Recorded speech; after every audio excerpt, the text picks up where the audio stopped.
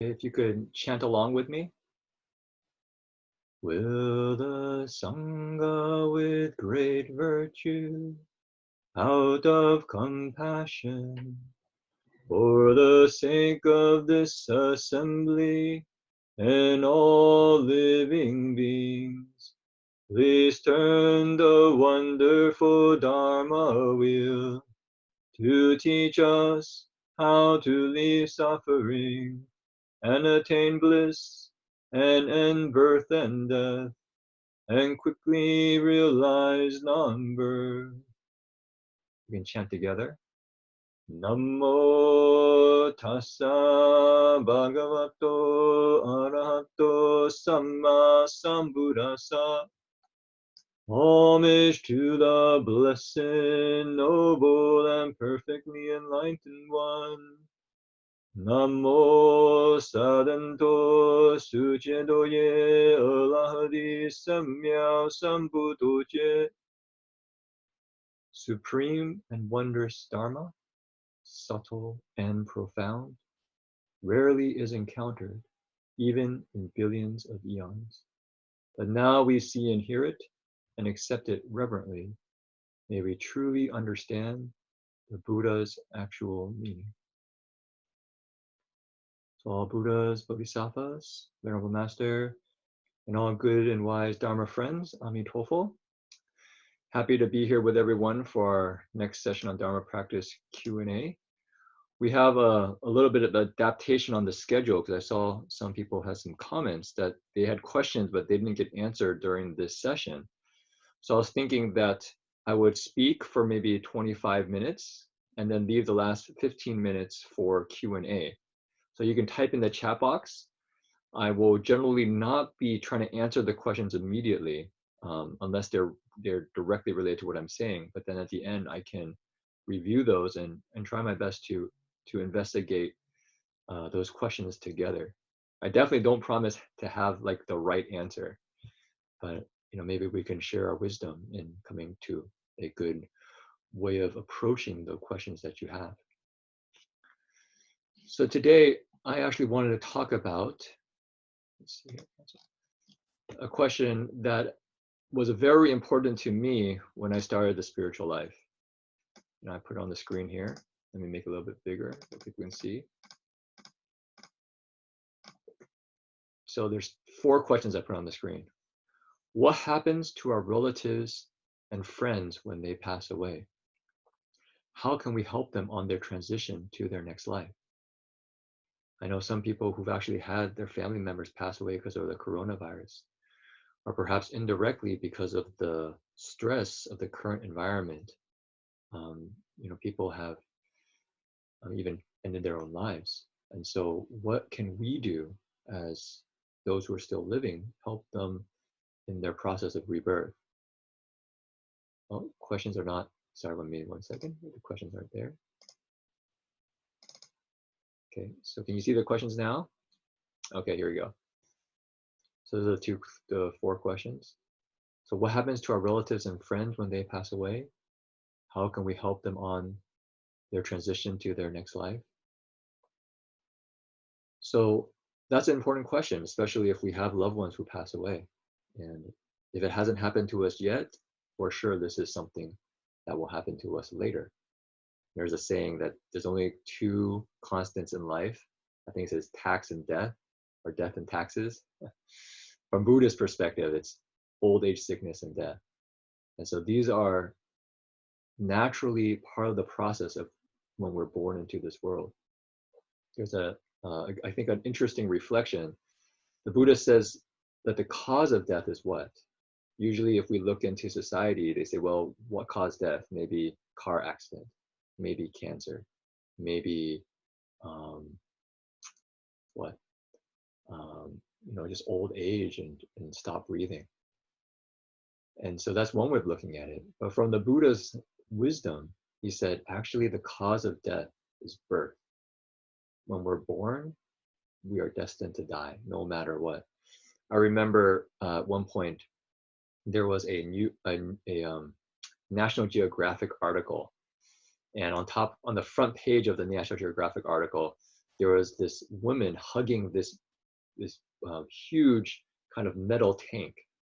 And I was like, that's kind of weird. And I looked below it and I realized it was a article on cryogenics. They were freezing people's bodies, hoping to revive it in the future. And this was one way to kind of achieve some kind of immortality. And this woman was one of the pioneering scientists in this arena. And she was actually freezing her husband. That's why she was hugging the tank. And on the quote for the caption, it was kind of interesting. It said, and her husband's final words were, "Geez, I hope this works." And I thought, wow, that's an interesting reflection. Which is, we can try with science to try to postpone death as long as possible, but in the end, when we're born, we're destined to pass away. So that's one level, is our friends and relatives. But of course, the next question is, how about ourselves? What happens to us at this time when we pass away? And how can we prepare ourselves now so that when the time comes, we're ready to leave this world? So that's kind of the theme of this talk, to really investigate this. And I was going to do it through a story that had a deep impact on me. I thought maybe telling it through a story might be easier to understand than through kind of just doctrine and theory. But I was going to start with, with my own kind of journey with this question. When I was a young man in high school, I really began to investigate this question about what happens to us after we die. I was actually kind of a little bit skeptical about society and the society's values. I thought there must be some deeper meaning to life. And I thought if I could figure out what happened to us after we die, maybe then I would know how to live. And so what I found is that death is not something we like to talk about in society. We have many euphemisms for death. We say a person passed away, left this world, is gone, and so forth. In general, we're really quite uncomfortable talking about death. It's scary. It's painful. There's many unknowns. It's better not to think about it because it's just too depressing. At that time in high school, it was my junior year. It was maybe like 1999, 1998, 1999. If people are that old, there was AOL Instant Messenger just came out, and I would text my friends on IM, or Instant Message. I think it was called Instant Messaging, my friends, and have long conversations late at night. And I would be asking, like, what do you think happens to us after we die? And invariably, the responses that I got back with, are you depressed? Are you okay? And my response was, no, I'm feeling perfectly fine, but don't you think this is an important question? Like, what are we doing this all for? Like, why are we spending so much effort getting good grades, getting to college, doing all this stuff? Like, what's it all about? And this question became a major one that was driving me on the spiritual path. And so I think I was thinking there's three ways of looking at this that might be here. Of looking at this. I would say growing up in the Bay Area, in Silicon Valley, I would say one way of looking at it is a kind of scientific materialism. In the end, we're just our bodies, we're just our brains. Our consciousness is just a result of our neurons firing in our brain. So that's it. Our body's gone, we die. Game over. And probably the human race, I don't know when, but maybe tens of thousands of years, maybe hundreds of thousands of years, will go extinct, possibly by our own doing, with this climate change and a way that we're actually destroying the earth. So that's it, human race gone. And actually the earth will just also burn up in about 4 to 5 billion years. I went online and kind of found some cool graphics just to show you. So there's a couple of visuals. So this is an article I found online on science, and it talks about different ways the earth could end, but it talks about, for sure, the sun at one point will die and then begin to expand. So if you imagine, it has these pictures, the sun will will burn up all its hydrogen and begin to burn helium. And when it does that, it will expand and it will basically burn our Earth to a crisp, kind of like that. Yeah. And so, yeah, that's it. Earth is gone. Our planet, the one that we're relying on right now, 4 to 5 billion years, poof, gone. So what's the purpose in life then? If that's it, my body is gone, I'm gone. My human race is gone, human race is gone. The Earth disappears, or all life on Earth is gone. So I would say then the purpose in life is essentially there's no ultimate purpose. We each decide for ourselves what our purpose is. And in the ultimate end, it doesn't matter. We're just this kind of blip in the cosmic time and the vast expanse of the universe. So that's one version that I think is not uncommon in modern times. The second version, because when I was looking into finding a purpose in life, Christianity is very accessible. I have many friends who are Christian. And probably if you went to different Christian churches, you'd find they have different ideas about what happens to us when we die. But in general, and this is a gross simplification, we go to heaven if we live a holy life, believe in Jesus Christ, based on whatever that particular Christian church's interpretation is, then we go to heaven. Or if we don't do that, then we go to hell, And in the Catholic tradition, they also have something called purgatory, where you're kind of not in hell and not in heaven. And in many traditions, your body is actually resurrected on the final judgment day.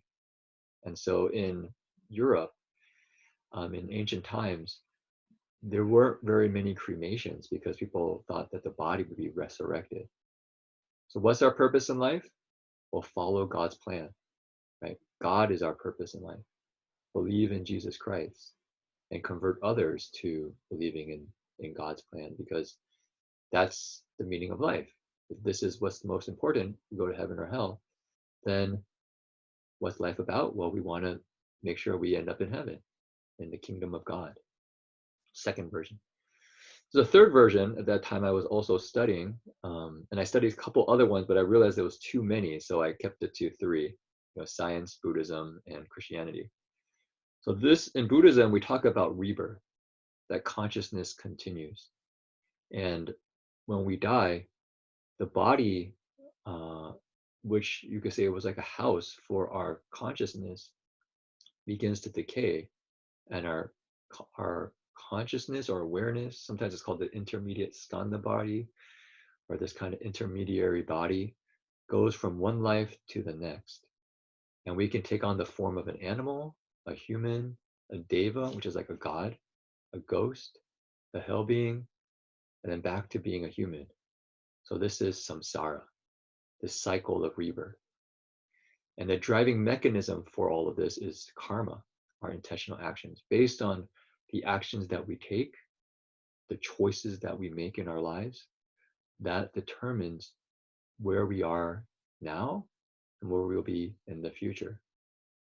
One way to look at it, I think, is what's generally our state of mind right now in our life? Is it a lot of anxiety?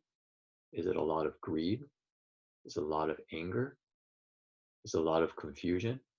Well, if that's the driving mechanism, the constant state of mind we're in right now, then there's a good chance that when we pass away, the momentum of that energy will drive us to our next life. That's what makes it intentional action. And there's an actual mechanism within Buddhism called dependent origination that the Buddha discovered about how we actually end up continuing on this cycle of rebirth. That was the Buddha's discovery. Maybe in a future episode of this Dharma practice Q&A, we can investigate dependent origination, because it's a very important, I would say, linchpin teaching within the Buddha's medicine antidote for our human suffering. So what's our purpose in life then? Well, I would say for Buddhism, the purpose in life is freedom from suffering, Or if we don't want to focus so much on suffering, then we can talk about finding true happiness, finding a happiness that is not conditioned. Most of the time, our happiness is dependent on external conditions, but the Buddha's happiness is free of external conditions. He's always happy. He's always fine. He's always peaceful. He's completely liberated. And that's, you could say, our ultimate aim in life, is to realize that profound state of liberation. And if we're on the path of the Bodhisattva, then we have an additional one, which is helping others get free of suffering, the Bodhisattva path, realizing Buddhahood. On a maybe more simple level, if we want to just have a good rebirth, like we want to come back as a human or a god, and we do good deeds. They usually say the 10 wholesome deeds. We don't kill, steal, commit sexual misconduct, lie, or take intoxicants. We don't, say things that are abusive and hurtful for other people. We don't use frivolous speech. We don't use greed, hatred, and delusion in our minds. We don't split people up in their relationships. So this is the 10 wholesome deeds. Caring for our parents is another thing very important within the Buddhist tradition. And what's also quite paramount is cultivating our mind, our awareness, expanding our heart. And so the reason I thought this was important is to realize that the way that we think about death and what happens afterwards has a profound impact on what are our priorities in this life. Okay. So I was not going to tell this story, but I was just going to point to it, that one thing that really helped me decide on following the Buddhist path was hearing Professor Martin Verhoeven's story. At one point, he turned to a group of us, young adults. That time was Dharma Run Buddhist Youth. And he said, I'm on my second life. And I said, what? You're on your second life? And he told the story of how he actually died and came back. I said, that's a story for another time. Because I wanted to really look at this question about when our family members pass away, what can we do to help them? And to use this as an illustration of the Buddhist principles on the passing away. So this happened when I was still a lay volunteer at CTTB, the Sit-in Thousand Buddhas, during the Chan session. And I think it was like 2009. My mom called me and she's really worried. I wrote here, now is a time when me being a Buddhist is not embarrassing. The reason I wrote this is because I think my mom's probably on this Zoom call, and she can probably verify, or she can put in a chat box and say no. Oh, she wrote, this is 2005. Okay, this is 2005. This happened. And she can correct me, but actually me wanting to become a monk was very embarrassing for her. Before this, I was, going to high school, doing well in school, going to good college, and all of a sudden,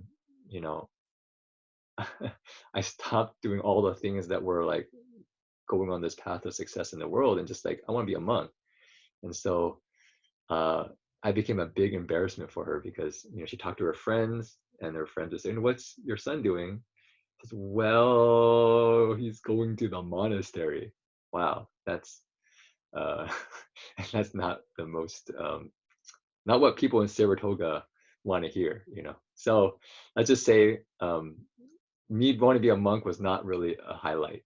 But at this moment, I have to say, when she called me, all of a sudden my interest in Buddhism, which was pretty serious, I was a pretty serious Buddhist, all of a sudden became an asset. So I remember that kind of irony, that all of a sudden she was actually listening to me when I was talking about what happened to us after we died. So here's a story. She has a really good friend's daughter who was dying in a hospital. And I'm calling her Amy because I don't want to, keep kind of anonymous in the person's privacy. And I asked the person if I could tell the story. They said, okay. So my mom wanted some advice about what to do. Amy's father didn't want them to recite Ami TOEFL. Reason was why? Because they felt like this was something you do when the person dies. You're almost like asking the person to leave. So they felt this was not good. They thought what would be best is that she celebrates her life, get her friends here, have her do all these things.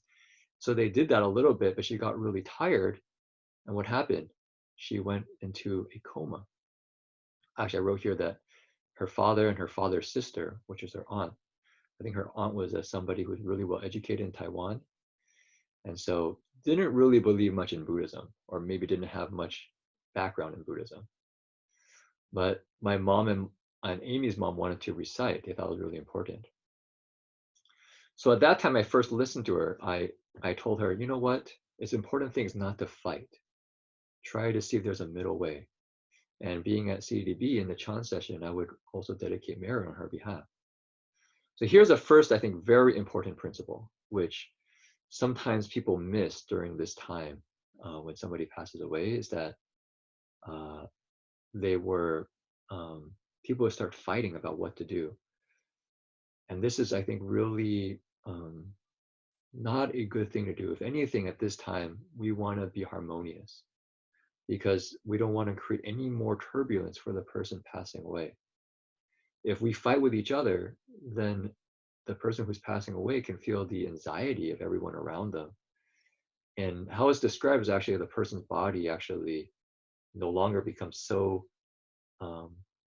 concrete. They actually can like leave their body and can kind of see what's going around them, happening around them. I actually was doing some hospice training at the 7,000 Buddhas in Ukiah at one point. And the hospice teacher was quite striking because she said, when you're taking care of a patient, a hospice patient, don't talk about them as you leave the house with other people. Especially don't talk bad about them because they often still can hear you. And I thought that was really interesting. This was not Buddhist. This was just a regular person who was a hospice worker who has worked with death for a long, long time.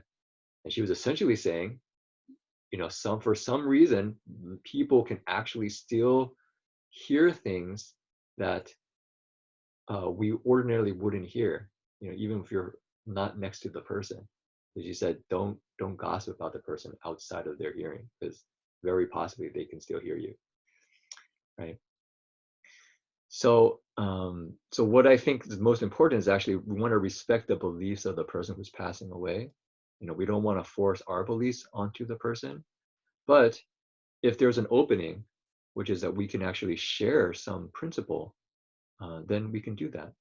Oftentimes, I think at this time when somebody's passing away, things are so stressful that one person who's confident can actually help, can really help with what's going on. People listen. Okay, so then the story continues. Later, my mom called again and said Amy had entered a coma. My mom's typing some information to me here. She actually was unconscious. Somebody typed here, yes, even people who are in a coma, they can still hear. I've heard it from experienced nurses. Yeah. If you want to investigate this, the Earth Store Sutra actually says that the last consciousness to go is our hearing consciousness. So they recommend reciting next to the person's ear, or reciting next to the person when they're at their last moment of death or last moment of life. And so I'll go into that in a little bit. So my mom, I could hear from her voice a little bit frantic, a little bit kind of worried, actually quite worried. And she said, what should we do? What should we do? And I told her, you know what? I'll come down. Although it was in the middle of the CTTV Chan session, I said, I'm going to come down and help recite. And I could hear when I said that, she kind of relief from my mom, because I think she was holding a lot in her mind, in her heart, and in her body, just the tension of trying to comfort her good friend and also try to help in this situation, which is, a trying situation. So I drove down from CTDB back down about 3 hours.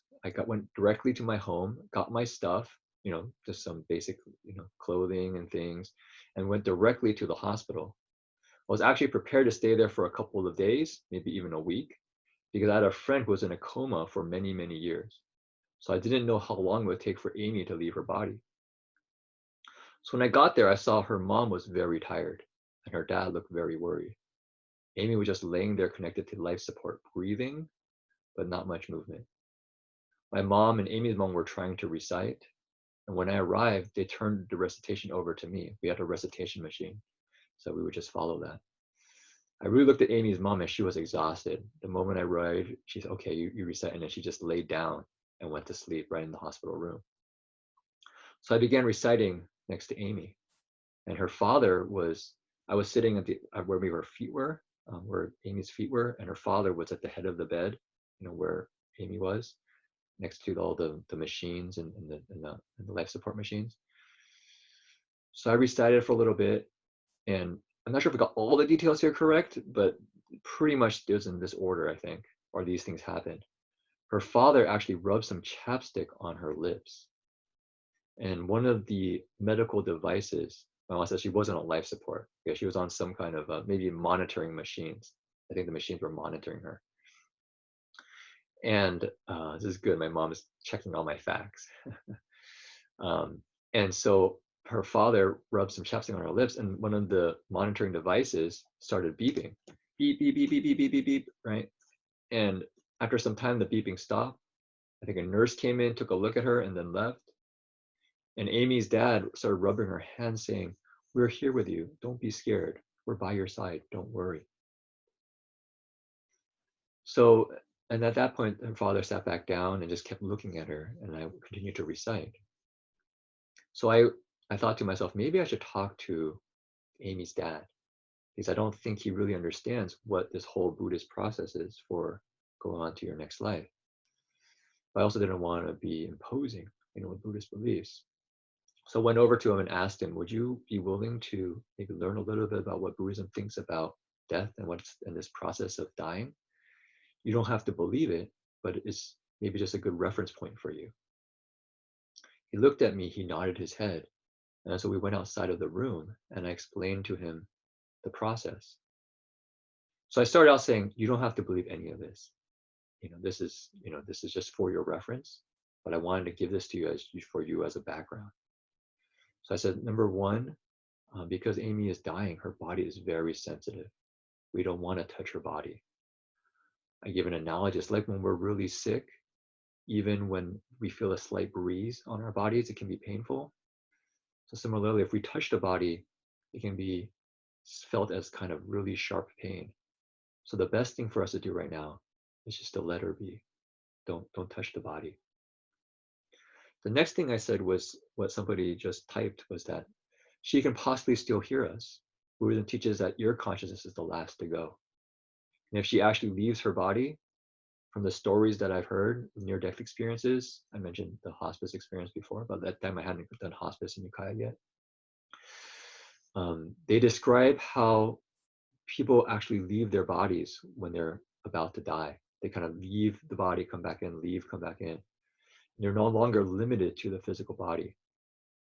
So it describes how these entering this kind of spirit realm, they can actually see people's thoughts, maybe feel their emotions.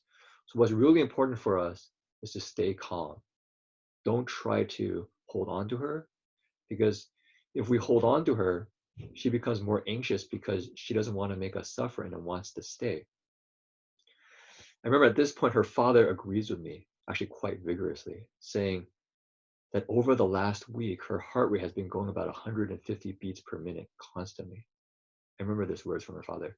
It's like she's running a constant marathon. And the reason for that beeping that we just heard was because of her heart monitor. And he also said the reason he was putting on chapstick is because she could see that her lips is dry and she doesn't want her to suffer. And I said, yeah, that all makes sense. She's fighting to stay. She doesn't want to leave. She's holding on. But I said, but clearly her body is no longer able to sustain her. She can't stay. She was quite sick. She's been sick for a while. Her body was very, very weak, right?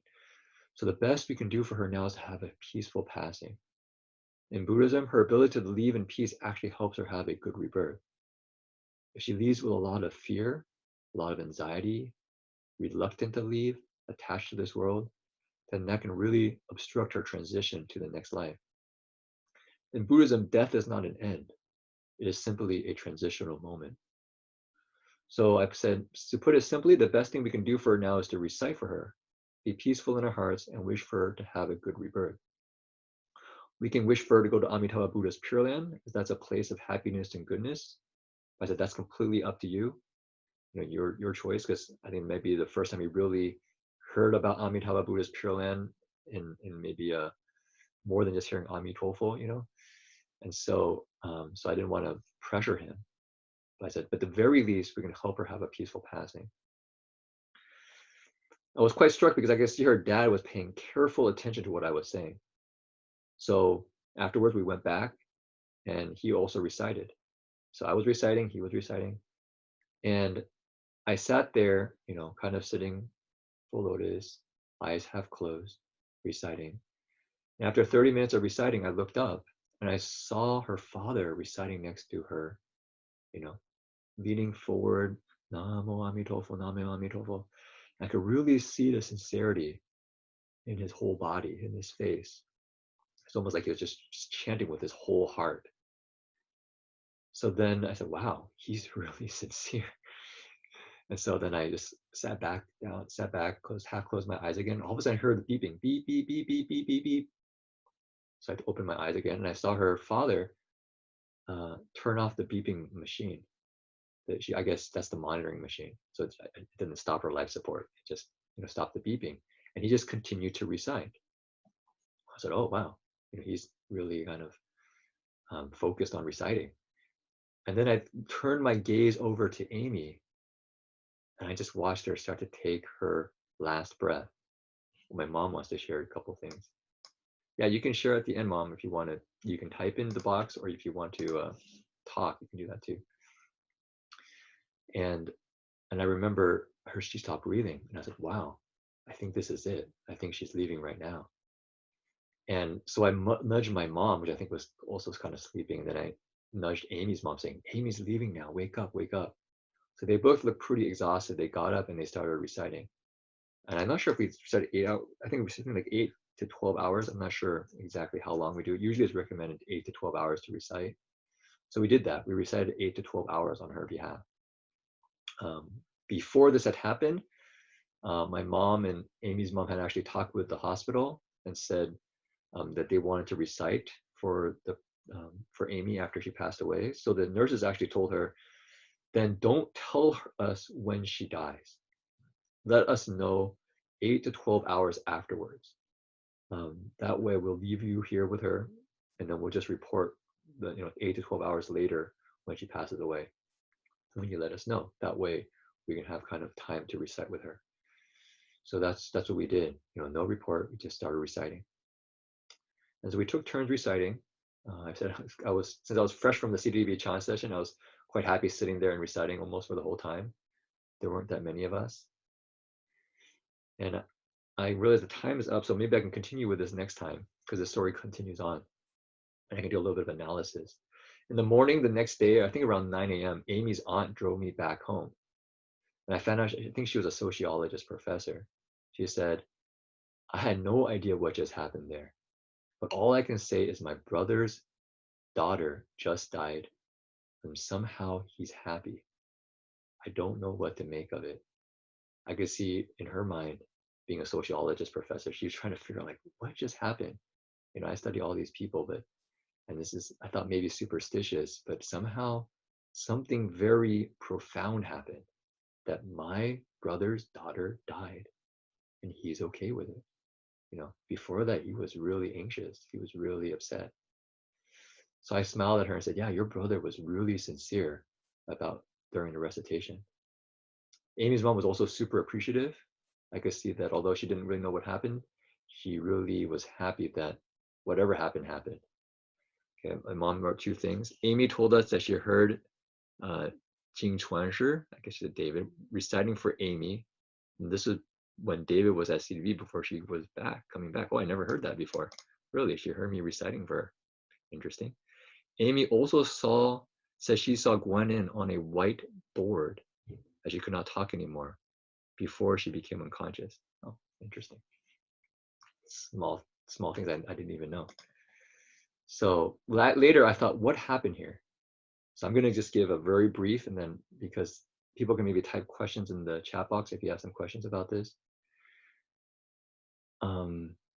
I was actually prepared to stay in the hospital for quite a while, because who knows how long somebody would just stay in the hospital for. And for her to leave so quickly, just basically an hour and a half, 2 hours after I arrived at the hospital, I thought was quite interesting. Like, why did she leave almost immediately after I arrived?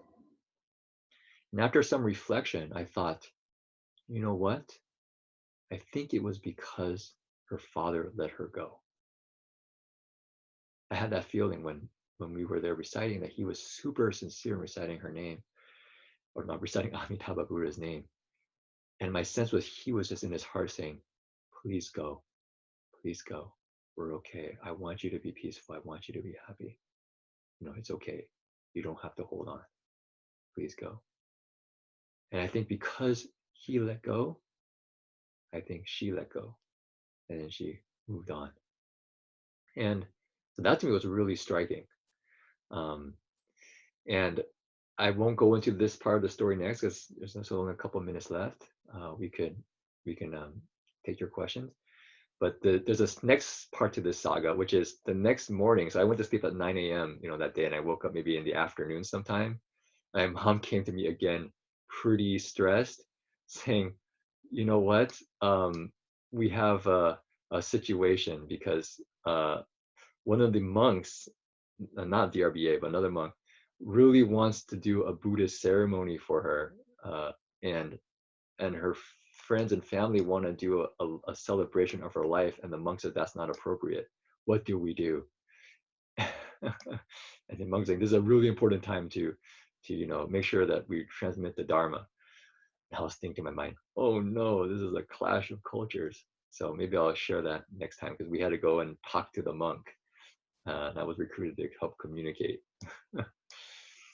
Okay, so questions here. Was Amy's family Buddhist? Amy's mom, I think, was Buddhist friendly. I think I would say she's Buddhist. She has a lot of faith in the Dharma. I think growing up, though, growing up was the most Buddhist of anybody in my family or any of my mom's friends, except one friend who introduced us to CDDB. But other than that, I was pretty much, when I started studying Buddhism, the very strange son. Very strange son. My mom says mom is. Okay, yeah, so Amy's mom was Buddhist. I don't think her father was, though. That's why I said I think her father probably was more maybe scientific, if anything. Was Amy Buddhist? I think she was also Buddhist friendly. Before she passed away, I remember I was talking with Amy about Buddhism because she was curious. She knew that she was going to go soon because she was in very late stages of cancer and things. And at the same time, I remember her frustration, feeling that she was still young and still had she so much wanted to live, so much wanted to do good in the world, and felt somehow life was not fair, that that she had to die young. But I don't know if she claimed herself being Buddhist, but she was definitely Buddhist friendly. She was curious. Another question got sent to me. My parents do not know about Buddhism, although they worship Guanyin, but does not know much about her. They worship Guanyin because they could not have children before, but afterwards, after praying to Guanyin Bodhisattva, they did. So my hope is for them to know about Buddhist teachings and practice purely. Dharma Master, what would you suggest I do to do this skillfully? It's been a while on my mind, but I do not know how to talk to them, especially as my dad is skeptical.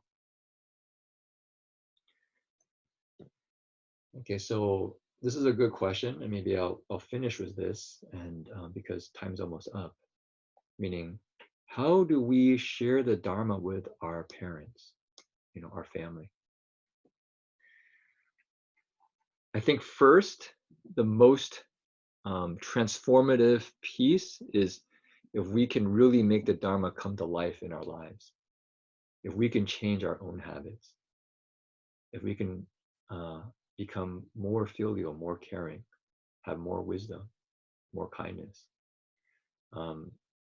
There's a story, I think, since my mom's also here, about, I was really skunk-ho about being a monk and kind of was doing it in a very typical American teenage rebellious way. And at one point I learned that, what, maybe, or I had a reflection prompted by Reverend Shi actually, that maybe I should be a better son. And I just try to be a better son. I try to listen to my parents more. I try to prioritize their needs over mine. Try to help out around the house. I try to listen to them more. I try to argue less, and over time, this is probably over the span of like a decade, I think, acceptance of my path in life increased, and also their openness to the Dharma. So I think my mom got more into the Dharma, my dad as well. So that's one level, is our actual behavior has a tremendous influence on our parents. If the Dharma is working for us, they'll know. If the Dharma is actually not working for us, we're getting more judgmental, more tight, more afflicted, they know. And they're not that interested, right? But if we're more peaceful, happier, kinder, they'll start paying attention. Another piece I think is really helpful is dedicating merit. If they believe in Guanyin Bodhisattva, then in some sense you could say, give their spiritual life in a certain sense to Guanyin Bodhisattva. I find bowing to Guanyin Bodhisattva really helpful. Maybe every day bow 49 times to Guanyin Bodhisattva and pray in your heart at the end, I wish that my parents can really learn the Dharma. I want them to be free of suffering, have wisdom, live a peaceful and happy life. Maybe go to Amitabha Buddha's Pure Land. That's, I think, another really effective way. Number 2. Number 3 is if your dad is very skeptical and he's somebody who needs principle, then I would exhort you to then learn the Dharma really well, so that when he asks questions, you have a good answer. And it doesn't have to be a long answer. You don't want to get defensive, but you have, they understand that your faith in the Dharma is not blind. It's based on real principle. And that's actually one aspect, which I won't go into here too much today, is that faith in Buddhism has 3 aspects. It has a cognitive part, which is from learning and understanding. So as we understand something more, we have more faith. Kind of like, say, mathematics. When you see the mathematics, you can prove the equation for yourself. Prove the, what do you call it? You do the proof yourself and you see how it works, then you have more confidence in it, right? That's one thing. The second one is inspirational. You see, it's kind of emotional. You see virtue, you see goodness, and our heart's uplifted. That's a kind of faith. And the last one is a belief in your own ability to change, to get better, ultimately realize Buddhahood. There's a kind of volitional, kind of faith in your own intentional action, moment to moment. So I think these pieces, one is for you to change yourself. One is for you to dedicate merit, maybe calling Guanyin Bodhisattva for help. And the last one is really learn the Dharma. So when the opportunity arises, you can respond with wisdom and kindness. Okay, so that's maybe it for today. I'm happy everyone could join. And as I said, if people have questions, you can send them in either during the chats during the Guanyin recitation, or you can send me an email, and I'll see what I can share during these afternoon Dharma Q&As. Okay, so wish everyone a good day, and let's do the dedication of merit. We can wish for our parents, or all of our parents, which means it's all living beings, can realize Buddhahood. Here's dedication of merit. Okay. Oops, sorry.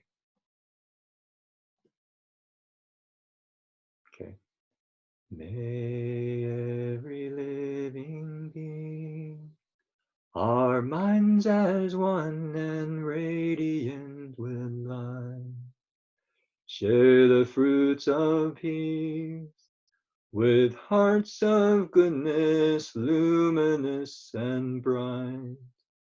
If people hear and see how hands and hearts can find in giving unity, may our minds awake to gain compassion, wisdom, and to joy.